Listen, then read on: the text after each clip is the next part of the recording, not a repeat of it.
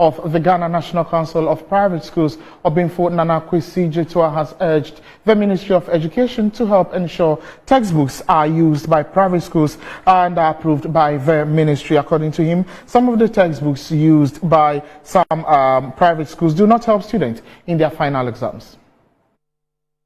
The National Executive Director of the Ghana National Council of Private Schools, Obinfo Nana Kwesi Jetua, was speaking at the first ever edition of the Educational Leadership Summit. The annual program was organized by the Council to bring stakeholders in the educational sector together to help improve the education offered by private schools in Ghana. We are here creating a platform, giving it to the regulators to share with us the kind of thinking that they have on private education, the systems that they are putting in place for development in the private education, and how we, the private schools, will be able to integrate some of them in our operational demands. So as a body ensuring compliance in the private education space, there's a need for us to meet and then put ourselves together so that we can affirm most of our decisions that we want to take going forward in terms of how to ensure that accountability in the private schools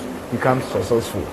Obinfo Nana Kwesi Jetua also urged government to enforce the use of approved textbooks in private schools. Parents have raised concerns about high charges of school fees, textbooks and all that. You know that private schools is almost being identified as a shop where unapproved textbooks are being spent out in the system. So we've invited NACA to actually come here and share with us the processes and procedures they follow to pass a textbook, and what are the textbooks that have been approved, so that when we introduce and sanction these in our schools, we know that we are doing the right thing.